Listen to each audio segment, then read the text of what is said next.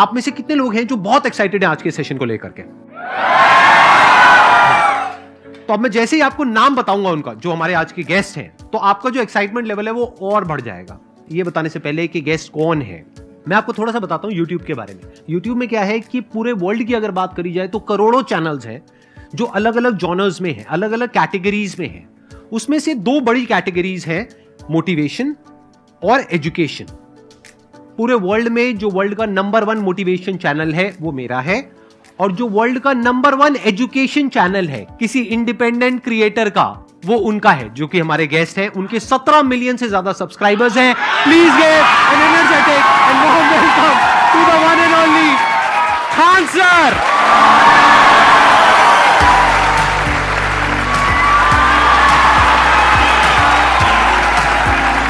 क्या हाल चाल जी, कैसे हैं आप?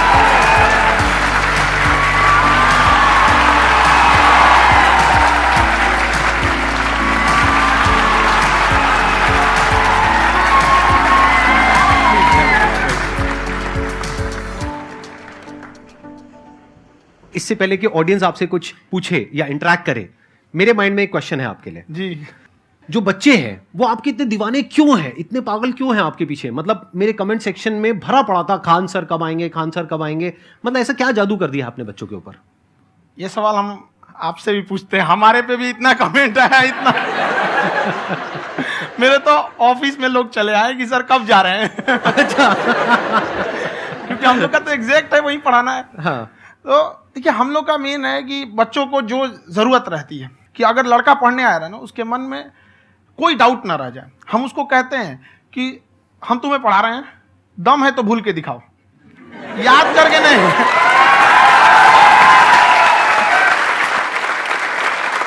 प्लस आप जिस प्राइस पॉइंट पे पढ़ा रहे हैं, आई थिंक वो सबसे कम है, वो बहुत ही कम है। सर ये जो फीस का कल्चर है, ये हमारा इंडियन कल्चर नहीं है।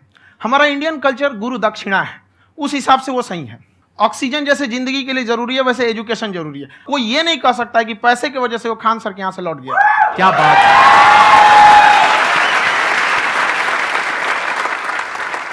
मैंने देखा कि आपका ये जो चैनल है कि ये पिछले 3 साल के अंदर अंदर ही ग्रो किया है। हमको जब चैनल शुरू हुआ तो एक दिन में हम 4-5 वीडियो बनाए।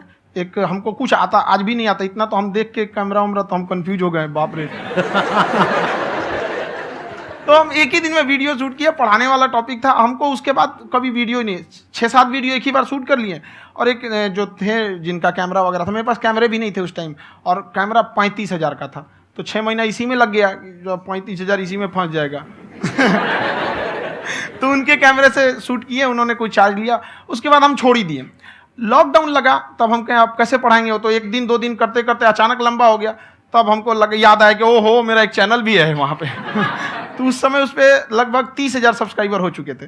तो जैसे लॉकडाउन लगा तो उस पर पढ़ाना चालू किया, और पता नहीं क्या लोगों को पढ़ाई में इतना इंटरेस्ट आ गया कि आपका स्टाइल ऐसा है थोड़ा सा, आप आई थिंक पढ़ाई के साथ साथ में जो बीच बीच में आप थोड़ा बहुत छोड़ते रहते हैं ना, मतलब जो एंटरटेनमेंट चलता रहता है। ये बात हम देखिए, जब हम गुलाम थे ना, तो अंग्रेजों ने एक चाल चला था कि भारत को हम फिजिकली गुलाम रखेंगे 100-200 साल, मेंटली 1000 साल कर देंगे। उन्होंने पढ़ाई का मॉडल चेंज कर दिया। उन्होंने ऐसा डिजाइन किया कि ये टीचर की रिस्पॉन्सिबिलिटी है, वो पढ़ा के चला जाए। टीचर की रिस्पॉन्सिबिलिटी यहाँ खत्म नहीं हो जाती। पढ़ाना तो कोई भी पढ़ा सकता है, टीचर की इससे बड़ी रिस्पॉन्सिबिलिटी होती है उसे समझाना। वो समझा कि नहीं समझा। अगर लड़का आपके समझाने के बाद डाउट रह गया तो ये आपकी गलती है। लड़का हमसे पूछता है सर इतनी भीड़ है आपके पास, तो कहे सर डाउट कैसे पूछेंगे? हम कह रहे यार तुम्हारा डाउट बचेगा तब ना पूछेगा तुम डाउट यहाँ पे।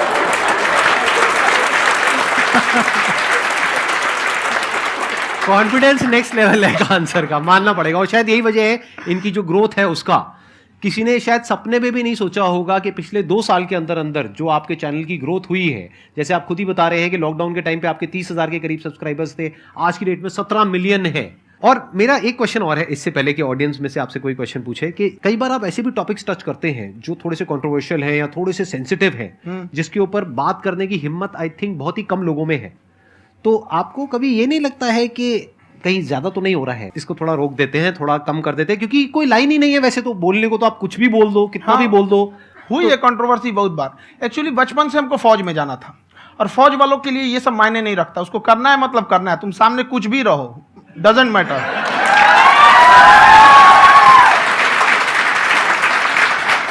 और मैंने YouTube पे देखा कुछ वीडियोस में कि आपका जो इंस्टीट्यूट है वहां पर आज से कुछ साल पहले कुछ बम गिरे थे। हाँ, कुछ गिरे थे, कुछ तो बहुत सॉलिड जगह गिरा था, फटा नहीं वो। मतलब आपके आसपास? हाँ, बम को भी पता है कि टीचर की इज्जत किया जाता है। क्या बात है, क्या बात है। मैं समझ पा रहा हूं कि ये आपके अंदर जो एटीट्यूड है ये कहां से आ रहा है, क्योंकि आप बचपन से ही फौज में जाना चाहते थे, तो आप जंग के मैदान में ही खड़े हैं एक तरीके से। बस फर्क ये है कि आपके हाथ में कलम है, हथियार ना हो करके। हथियार से एक आदमी की जान जा सकती है, हाँ। कलम से बहुत ताकत होता है। शिक्षा एक ऐसा हथियार है ना, हर कुरीतियों से लड़ सकता है, हर तरह की समस्याओं से। और ये एक ऐसा हथियार है, मेटल डिटेक्टर में भी नहीं पकड़ाता है।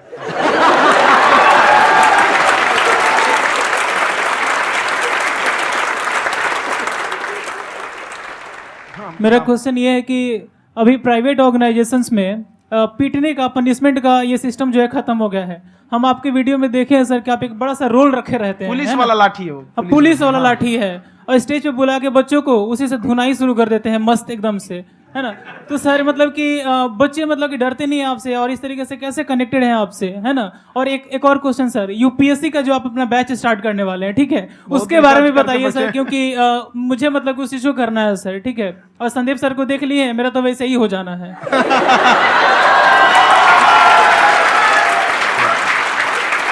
क्या हो जाना है? मेरा पूरा कंप्लीट करो। I'll be an IAS officer next year because I have seen you, sir. My day is like complete, sir. All the best. Thank you so much, sir. Thank you. पूरा बोला करो। Thank you. देखिए, लड़कों को जहां तक पीटने की बात है, जब पढ़ाने की बात आएगी तो उसको हम पूरे बेहतरीन ढंग से पढ़ाएंगे। लेकिन जब सजा देने की बात आएगी ना, तो वो भी बेहतरीन ढंग से होगा। ऐसा थोड़ी होगा कि बस एक ही चीज बेहतरीन ढंग से होगा। और डर का होना बहुत जरूरी है। ये डर भी अपने आप में एक मोटिवेशन है, क्योंकि जब आपके अंदर एक थोड़ा सा डर रहे ना, तो डर के भागिए मत। एक ऐसा डर जिसको आप लगे कि नहीं नहीं थोड़ा सा और करने की जरूरत है, फिर तो ये हम इसको क्रॉस कर जाएंगे आप। तो लड़कों के अंदर ये डर बनाना भी जरूरी रहता है। और रही बात यूपीएससी वाले की, जो आपने बोला, बहुत सारे लड़के वेट कर रहे हैं यूपीएससी की, क्योंकि 2-2.5 लाख फीस सारे लोग एफोर्ड नहीं कर सकते। और हमारा वही रहता है, हम तो ज्यादातर हमारे स्टूडेंट देखेंगे तो किसी के रिक्शा वाला, सब्जी वाला, यही लोग, इनको तो 2.5 लाख रुपया, इनके पास पूरी संपत्ति नहीं होती है, फीस कहाँ से भरेंगे वहां पे, उसके बाद रहेंगे कहाँ से। तो ऑल ओवर इंडिया से, कश्मीर से कन्याकुमारी तक, गरीब से गरीब भी लड़का उसको पढ़ सकता है। यही कुछ 1000 रुपये मंथली, 12-14 हजार साल का पड़ेगा, खत्म हो जाएगा, इतना नहीं।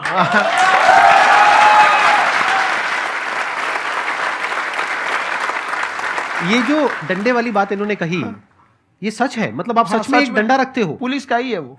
और मारते हो? हाँ, कि मतलब अगर कोई लड़की छेड़ता है या ऐसा कोई भी उल्टा पुल्टा काम पढ़ाई करता लिखाई है, कुछ भी गलती करेंगे तो पिटाएंगे वो। यहाँ पे कैमरे पे ऑन कैमरा जैसा भी रहे, कुछ भी पिटाना तो उनको फिक्स है। एक तो कोई मतलब विधायक जी थे, उनके लड़का को पीट दिए, तो चला दल बल लेके अपना वहां पे। उसने घर पे नहीं बताया था कि सर ने पीटा है, बस बोल दिया कोचिंग में पीटा है। बाद में पता चला हम पीटे हैं, तो उसके पिताजी मेरे सामने और पीटे।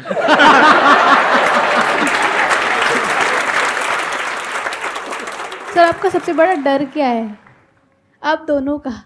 फौजी को डरे नहीं लगता है। बाकी अब सर से पूछिए।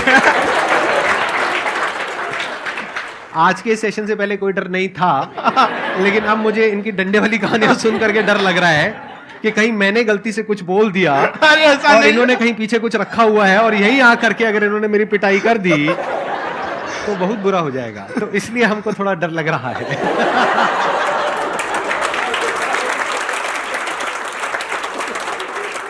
आपकी डेली कितने घंटे क्लासेस होती है? 6-7 घंटे। अभी भी खुद ही करते हो आप? हाँ, हमारे स्टाफ परेशान रहते हैं। हम 1:30-2 बजे सोते हैं, सुबह 6 बजे उठ जाते हैं, परेशान रहते हैं। अरे इतना क्यों करते हो, है ना? कभी तो उनको भी साथ साथ लगना पड़ता है ना? उनको साथ साथ लगना पड़ता है। हम जग गए तो कोई सोया थोड़ी रहेगा, परेशान रहते। दिन में सोते ही नहीं है, बेचारा कहीं कहीं जाके सोते रहता है। तो हम सीट बांध दिए कि भाई तुम इस समय सो जाना, तुम इधर सो जाना। आपकी शादी हो गई है? नहीं हुई है अभी? मेरी खुशहाली देख के आप आइडिया लगा सकते हैं।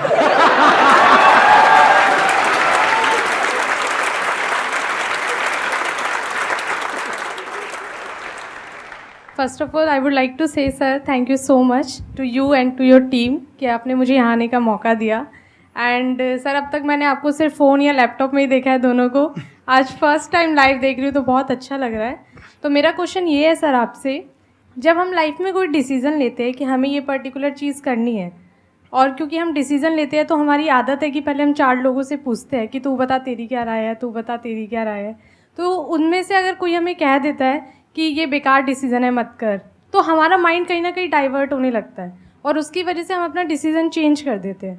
तो मेरा क्वेश्चन ये है कि कैसे हम अपने डिसीजन पे स्टिक रहे, कैसे हम जो दूसरे के ओपिनियन है उनको अफेक्ट ना होने दें अपने ऊपर। दूसरे से सलाह लेने से पहले एक बार खुद उस पर रिसर्च कर लेना चाहिए, ताकि आप सामने वाला क्या सलाह दे रहा है आपको समझ में आना चाहिए। यहाँ पर ऐसा नहीं है कि कई बार ऐसे होते हैं कि दूसरे वाले को एक्सपीरियंस होता है, तो अगर आपको पहले से आइडिया है, उसके बारे में आप बेहतरीन ढंग से रिसर्च किए हैं कि क्या इसमें प्लस पॉइंट है क्या निगेटिव है, उसके बाद आप किसी से सलाह लेने जाइए। ये नहीं कि मन में आया सीधा बताओ, गड़बड़ा जाएगा। तो वहाँ पे पहले आपको R&D करना पड़ता है, समझ में आया कि नहीं। और जिंदगी हो या गाड़ी, जीतेगा वही जो टाइम पे गियर चेंज कर रहा है। तो डिसीजन चेंज करना बहुत ज़्यादा गलत नहीं है। इन्होंने बहुत अच्छी बात कही है और मैं इसी बात में थोड़ा सा और ऐड ऑन करूंगा कि ये जो आपने कहा ना कि अपने डिसीजन पे स्टिक कैसे रहें, ये कोई अच्छी क्वालिटी नहीं है, क्योंकि टाइम टू टाइम आपको अपने डिसीजंस को चेंज करना होता है। जैसे आपने 4 लोगों से डिस्कस किया, कोई इंसान कुछ पॉजिटिव बोल रहा है, कोई नेगेटिव बोल रहा है, उससे फर्क नहीं पड़ना चाहिए। डिपेंड ये करता है कि वो जो बोल रहा है उसका बेसिस क्या है। क्या वो किसी नॉलेज या एक्सपीरियंस के बेस पे बोल रहा है या ऐसे ही कुछ भी बोल रहा है? ऐसे ही बोल रहा है तो फिर उसकी बात पे ध्यान क्यों दे रहे हो? अगर किसी नॉलेज या एक्सपीरियंस के बेस पे बोल रहा है, फिर चाहे वो पॉजिटिव बोल रहा है चाहे नेगेटिव बोल रहा है, दोनों ही मायने रखता है। उसके बाद में रिसर्च करनी है और फिर रिसर्च करने के बाद में फाइनल डिसीजन अपना खुद का होना चाहिए। अब वो डिसीजन उससे अलग भी हो सकता है जो आपने पहले लिया था, और वो सेम भी हो सकता है। सर मेरा क्वेश्चन दोनों से है आपसे, how to deal procrastination and laziness. हमारा ब्रेन है ना, ये बहुत आलसी टाइप का, इसको आराम खोजना पसंद है। अब थोड़ा सा भी अब इसको आराम की ओर लेके चले गए ना तो फिर उधर ही रहेगा। आप सोचेंगे 10 मिनट आराम कर लेते हैं ना, तो 10 मिनट 2 घंटा बना देगा। उसको टॉर्चर कीजिए, चल 10 मिनट बाद में। उसको आप उस पर हावी मत, वो कह रहा है कि हमको आराम चाहिए, आपको हाँ आराम मिलेगा, पहले काम फिर मिलेगा आराम। तो आप उसके हिसाब से मत चल। आपका मन कर रहा है थोड़ा सा देख लेते हैं, कोई नोटिफिकेशन आया, आप कोई काम कर रहे हैं, क्यों पहले काम कर लीजिए, बाद में देखिएगा ना नोटिफिकेशन। आप हावी मत होने दीजिए यहाँ पे। अगर आप 5 मिनट भी थोड़ा सा लूज पड़े ना, थोड़ा सा कमर सीधा कर लेते हैं, 2 घंटा बर्बाद कर दिया आपको। हावी मत होने दीजिएगा उसको अपने ऊपर। प्रोक्रेस्टिनेशन को तोड़ने का एक ही तरीका है, सबसे छोटे लेवल पे ले जा करके उस गोल को तोड़ दो। यानी वो गोल बहुत बड़ा है, उसको ब्रेक डाउन करो, उसके सबसे पहले स्टेप पे आ जाओ कि उसको अचीव करने का सबसे पहला स्टेप क्या है। जैसे गाड़ी चलाना सीखना है, उसका सबसे पहला स्टेप क्या है। अगर घर में कोई नहीं है सिखाने वाला या सिखाने वाली, तो बाहर जा करके जो गाड़ी का ड्राइविंग स्कूल है उधर जा करके पैसे दे दो। अब फंस गए ना तो फंसा दो अपने आप को। दिमाग ये लगाओ कि अपने आप को कैसे फंसाया जाए। जब हम फंस जाते हैं ना तो फिर हमको वो काम करना ही पड़ता है। Then there is no looking back. जब तक आप सोच रहे हो तब तक सोच रहे हो, उसको बोलते हैं पैरालिसिस ऑफ एनालिसिस, कि आप सोचते चले जा रहे हो अपने माइंड में, मैं ये करूंगा वो करूंगा वो करूंगा वो करूंगा, और प्रोक्रेस्टिनेट हो रहा है, वो चीज टलती चली जा रही है। तो उसको छोटे से छोटे लेवल पे ब्रेक डाउन करके उसको कर दो, दैट इज नंबर 1। और जैसे ही करना शुरू करते हो, कोशिश करो कि उसको जब तक कि आप सही से नहीं कर लेते हो उसको छोड़ना नहीं है, तो आपकी लेजीनेस भी खत्म हो जाएगी। कई लोगों को तो हमने देखा जो सप्ताह में कुछ भी नहीं करता, वो भी संडे को आराम कर रहा है।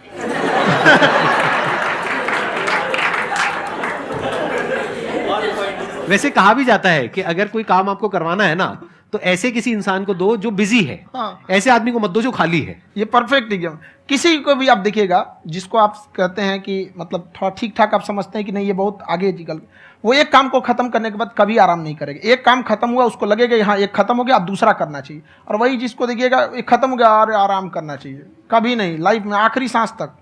सर यहाँ पे सब हिंदी में पूछते हैं, इंग्लिश में पूछते हैं, मैं भोजपुरी में पूछूं? जौन भाषा ठीक लगे तोने में पूछ दो। हाँ सर। सर ये पूछे के चाहते नहीं कि जैसे हमने क्या पढ़ाई करे नहीं सर, तो कभी कभी डेली टारगेट्स जो होला वो कंप्लीट ना होला। अगर टारगेट्स कंप्लीट भी होला तो फिर ऐसा इरिटेशन या फिर वो एंजाइटी या फिर कि और करना है या फिर अभी नहीं हुआ, वो चीज़ हमेशा रहेला। तो वो कम कैसे करल जाए? देखिए टारगेट्स को ना हम लोग को एक अपने हिसाब से पहले फिट करना चाहिए। ऐसा नहीं कि दूसरे किसी इंसान को देख के हम टारगेट फिट कर ले। कोई लड़का 8 घंटा पढ़ रहा है, कोई पहली बार अभी पढ़ना ही चालू किया, उसको देख के 8 घंटा पढ़ेगा तो पढ़ाई छोड़ देगा।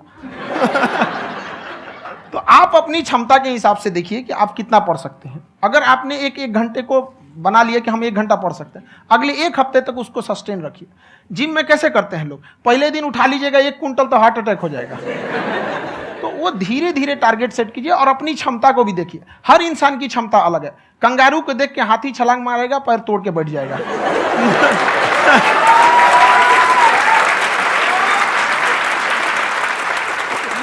अब संदीप सर का मोटिवेशन देख के इसका मतलब क्या कि ट्रेन के आगे खड़ा हो जाएंगे, ढकेल देंगे तुमको। हालांकि ऐसा कर देते हैं, लेकिन ऐसा करिएगा लोग नहीं, क्षमता पता होना चाहिए।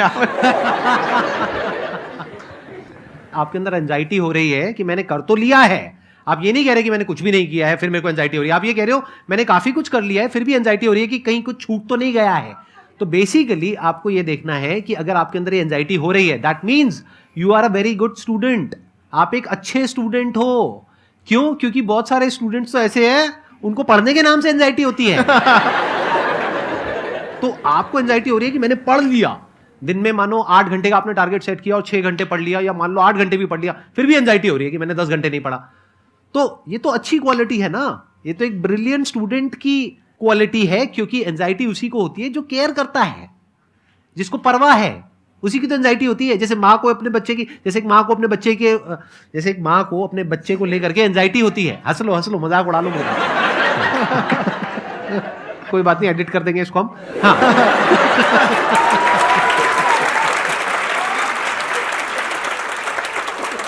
जैसे एक माँ है, उसको अपने बच्चे को लेकर के एंजाइटी होती है, थोड़ी सी भी तबीयत खराब हो जाए उसको एंजाइटी होती है, चाहे बच्चा ठीक भी है, डॉक्टर को नहीं होती है।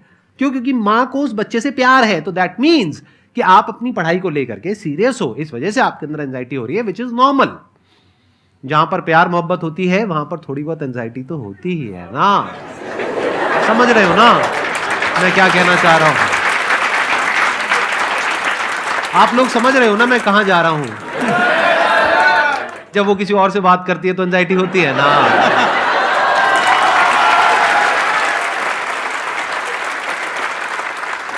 सर आपकी स्टोरी हमने सुनी थी, तो एक टाइम आया था जब आप गंगा किनारे जाके बैठ गए थे, उस समय आपको कुछ समझ नहीं आ रहा था।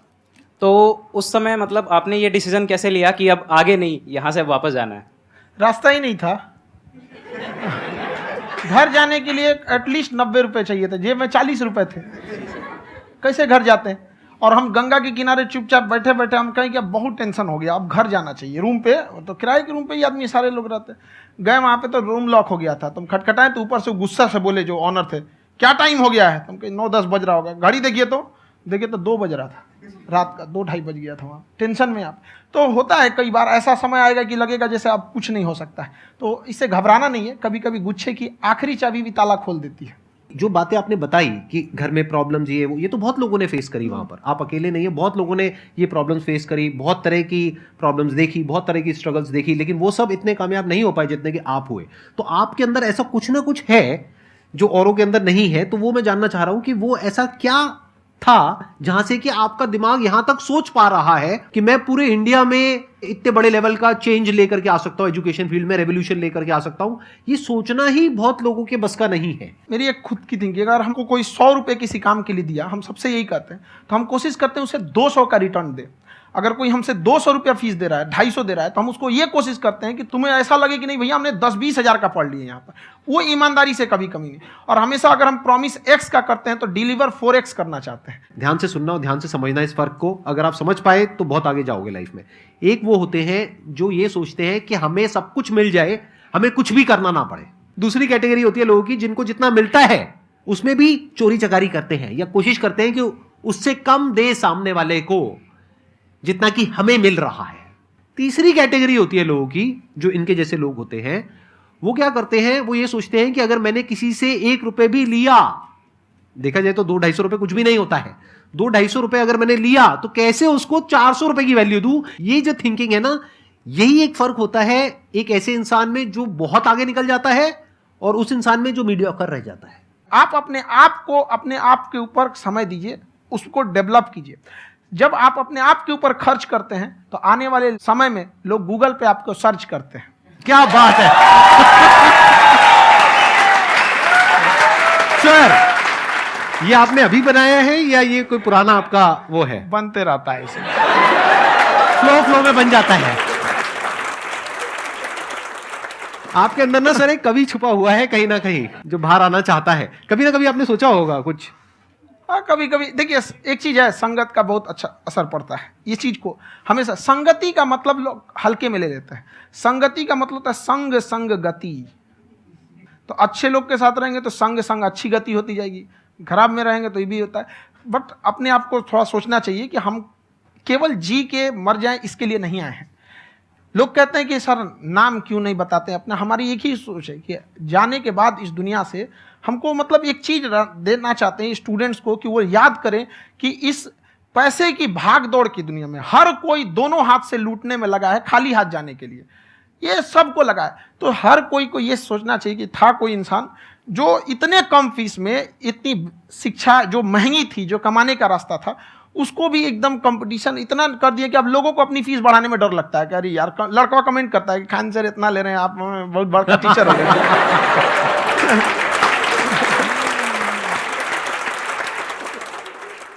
खान सर की एक क्लिप है, ये समय और समझदारी में बहुत फ़र्क होता है।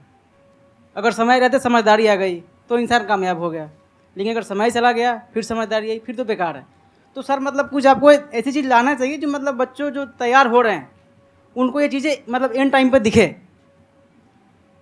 समझ रहे आप मेरी बात? नहीं समझ?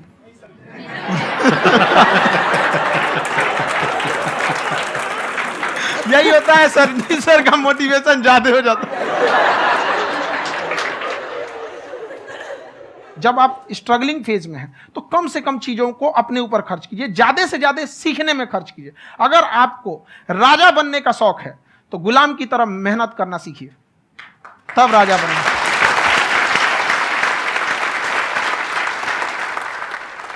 ये दुख, ये दर्द, ये सब तेरे अंदर है। तू अपने बनाए इस पिंजड़े से बाहर निकल के देख, तू अपने आप में एक सिकंदर है।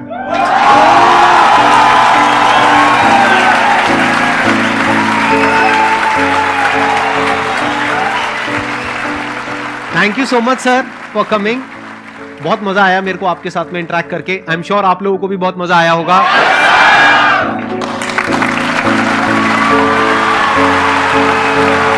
Thank you so much ji, thank you.